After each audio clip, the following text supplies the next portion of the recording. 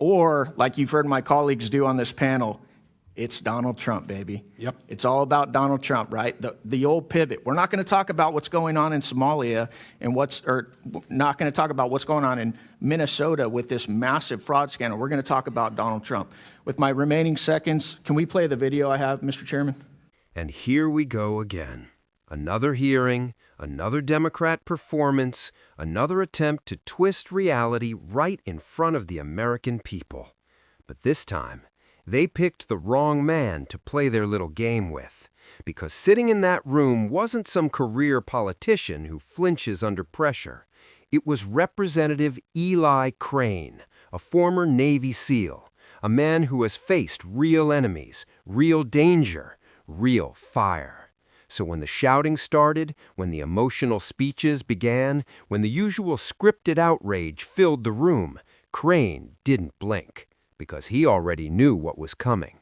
He knew the playbook. Step 1, ignore the scandal. Step 2, accuse everyone else of racism. Step 3, pivot to Donald Trump. And boom, right on cue, the Democrats weren't talking about fraud anymore. They weren't talking about missing taxpayer money. They weren't talking about the families in Minnesota watching millions disappear. No, they were talking about Trump again. Because that's the escape hatch. That's the distraction. That's what they do when the facts get too dangerous. And then Melanie Stansbury stepped in with the tone, the righteous outrage, the dramatic lecture, acting like the real problem wasn't stolen money, but the people exposing it. She wasn't asking questions. She was performing, trying to shame the room into silence. But Crane wasn't there for silence. He wasn't there for theater. He was there with receipts. And the tension in that room started building fast, because everyone could feel it.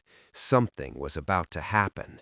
Crane leaned forward, calm, cold, direct, and he basically told them, enough. No more pivots, no more speeches, no more hiding. And then he dropped the question that made the entire room freeze. Are fraudulent companies donating stolen money back to the same Democrats protecting them? Suddenly, no one wanted to talk anymore. The energy shifted. The smiles disappeared. Because this wasn't a conspiracy. This wasn't a rumor. This was real reporting, real money, real fraud. And then came the next bomb, the question nobody wanted asked out loud. Is some of this money being funneled back overseas, even to terrorist-linked groups like Al-Shabaab? That's when the hearing stopped feeling like politics and started feeling like exposure. Because at that moment, this wasn't about left versus right. This was about what happens when leaders refuse to answer for corruption, and a man like Eli Crane decides he's not playing along. And then he did what they never expected. He asked for the video. The room went quiet. The Democrats thought they were running the show, but Crane was about to press play and force every single person there to face what they were desperately trying to avoid. Of course, comes after weeks of viral videos from a young man YouTuber who was literally creeping around daycares by himself, making claims about fraud that were not there. And then the vice president and the FBI director were retweeting these videos without even verifying if they were true. So we're not accusing people of being xenophobic and racist. They are being xenophobic and racist, including the President of the United States. And I want to say, for one, that I stand with the Somali and the immigrant community standing here today. Mr. Hudson, are you just hearing from Republicans on this, or are Democrat constituents like, oh my God, I'm struggling to put my kids in school, struggling to make ends meet, and my tax dollars are being robbed by people, and then they're sending it all over the place, and this is complete fraud. What is going on, and why hasn't anything been done about it? I'll give you a personal example. So my family, my in-laws in particular, are politically diverse. A lot of them vote for Democrats, and they're fairly apolitical. They're not like me, all plugged in. And so I kind of use them as a bellwether for what the people are thinking. Across the board, everybody is upset about this fraud. And I'm guessing when you guys bring this up, whether it's to the Walz administration, whether it's to the AG, the number one thing that comes back at you is you're a racist, you're a white supremacist, or you're an Islamophobe. As we've seen Governor Walz now trying to answer for these questions, he's doing it at the national level. Do you guys hear the same thing at the state level as well? Yes, absolutely. They always pivot to the divisive. As I stated in my opening statement, it's diversion, right? We're going to talk about personalities. We're going to talk about partisan politics. We're going to find some way to get people yelling at each other rather than looking at the problem. Or, like you've heard my colleagues do on this panel, it's Donald Trump, baby. Yep. It's all about Donald Trump, right? The old pivot. We're not going to talk about what's going on in Somalia and not going to talk about what's going on in Minnesota with this massive fraud scandal. We're going to talk about Donald Trump. With my remaining seconds, can we play the video I have, Mr. Chairman?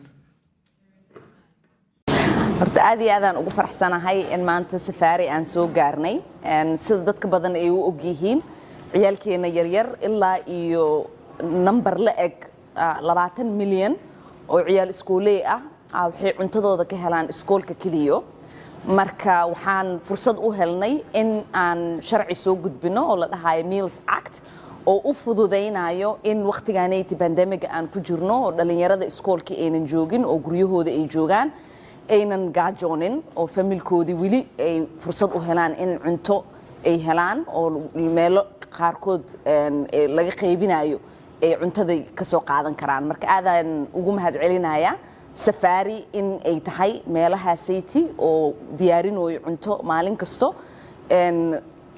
dhalinyarada ciyaalkii iyo familkoodina ku taakuleynayo cuntada sayti maalintii kaliya safari waxay cunto siisaa 2300 oo ciyaal ah iyo familkooda taas waa mid muhiim ah sida aad u ogtihiin dhalinyaro badan gaajo ku nool wadankaanayti ama familkooda fursad u helin in quraac qada iyo casho ay siiso marka in qadadaasaytii ay meel ka helaan aaday u muhiimsan tahay bishaan ramadaanka oo familiyaalkeena badan iyagoo aan shaqo haysanin iyagoo aan taakulayn kaleeta helaynin in aynan ka walwalin ciyaalkooda yaryar sidii ay qada ku siin lahaayeen waa muhiim marka waxaan u mahad celinayaa safariyo kaleeta iyo dadka badan oo maalin ilaahay keeno fursad u qaatay in ay u volunteer gareeyaan oo ay taakuleeyaan familiyaalka. One thing that is so alarming is the reporting that many of these fraudulent companies are then donating the stolen money back to the same Democrats that are protecting them and advocate for these very programs. Is that correct, Mr. Hudson? I would agree with that statement. Well, we just had one of my Democrat colleagues said these are just opinions. You know, are these guys donating money back to Democrats? Yes, they are. I'd like to enter into the record, Mr. Chairman, an article from Breitbart News saying, with the title being Database Searches Show Somali Fraudsters Funding Democrat Politicians. So these aren't opinions. Without objection. It's actually reporting on this. Are you guys aware? You guys are elected officials in Minnesota, right? Are you guys aware of the reporting that some of the stolen money is getting funneled back to the Islamic terror group Al-Shabaab in Somalia? Mr. Robbins. Yes, sir. And we have evidence of it going back as far as 2012, where a man was convicted of sending $21,000 to Al-Shabaab. In 2011, 2 Minnesota women were convicted of sending money to different groups. Someone else, we have multiple references of how the Al-Shabaab takes a cut when the money gets to Somalia through the Hawala network. So I think there's ample evidence on this and federal convictions. And there it is. That's the moment everything changes. Because once that video plays, once the questions are on the record, once the facts are spoken out loud, the entire Democrat strategy collapses. You can feel it. The room doesn't erupt in answers, it erupts in discomfort, because this wasn't supposed to happen. These hearings are usually controlled, scripted, predictable. Democrats come in, they lecture, they accuse, they pivot, and then they walk out pretending they won. That's the routine. But Eli Crane didn't follow the routine. He didn't play the role of the obedient politician. He didn't apologize, he didn't backpedal, he didn't sit there and accept the usual emotional blackmail.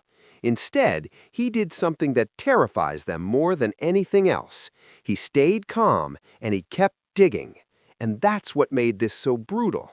Because Melanie Stansbury wasn't ready for facts. Ilhan Omar's side wasn't ready for receipts. They were ready for a performance. They were ready to shout racism, drop the word xenophobia, say Trump 3 times, and hope the conversation disappears into the fog. That's the shield. That's the distraction. That's the scam. But Crane looked right through it, and he basically forced the question America has been screaming for years. Where is the money going? Who is stealing it? Who is protecting them? And why does every single investigation turn into a meltdown the moment certain names come up? That's when the real panic sets in. Because notice, nobody rushed to deny the donations. Nobody confidently said, "That's false." Nobody laughed it off. Instead, they got tense. They got slippery. They started reaching for the same tired escape hatch. This is just politics. This is just opinion. This is just rhetoric. No, stop. That's not an answer. Taxpayer money doesn't vanish into thin air because of rhetoric. Millions don't disappear because of partisan tone. And fraud doesn't become imaginary just because someone raises their voice in a hearing room. This is real, and the American people know it. Families are struggling. People can't afford groceries. They can't afford rent. They can't afford gas. And meanwhile, we're being told that millions were stolen, laundered, funneled, and somehow the biggest concern from Democrats is who's being offended. Are you serious? That's the shield they hide behind, because outrage is easier than accountability. Accusations are easier than answers, and Trump is their favorite smoke bomb. Every time the heat gets too close, every time the facts start pointing somewhere uncomfortable, it's suddenly, "Trump, baby! Trump! Trump! Trump!" It's almost laughable, except it's not funny, because this is people's money. This is public trust. And when Crane brought up the possibility of money flowing overseas, when the words Al-Shabaab entered the conversation, that wasn't a conspiracy theory moment, that was a wake-up call. Because if even a fraction of that is true, if even a portion of stolen funds are ending up in the hands of people who hate this country, then this isn't just corruption, this is dangerous. And that's why the room went cold. That's why the faces tightened. That's why the energy shifted. Because suddenly the mask slipped, and the question became unavoidable. How long has this been happening? How long have people been getting rich? How long have politicians been looking the other way? And how long have Americans been gaslit into silence for daring to ask? That's why moments like this matter. Not because it's a viral clip, not because it's a dunk, but because it's rare to see someone in Washington refuse to play pretend. Eli Crane didn't go in there to win a headline. He went in there to drag the truth into the light, and you could tell they hated it. Because the system runs on intimidation. It runs on fear. It runs on people being too scared to speak plainly. But Crane wasn't scared. He's been in real combat, so a few angry politicians in suits, that doesn't move him. And that's exactly why they couldn't handle him. Because when someone like that shows up, the usual games stop working, the usual distractions fail, and the truth becomes the loudest thing in the room. So the question now is simple. How many more scandals are being buried? How many more pivots are coming? How many more times will they scream racist instead of answering for the money? Because Americans are watching, and the patience is running out. Eli Crane lit the fuse, and they know it.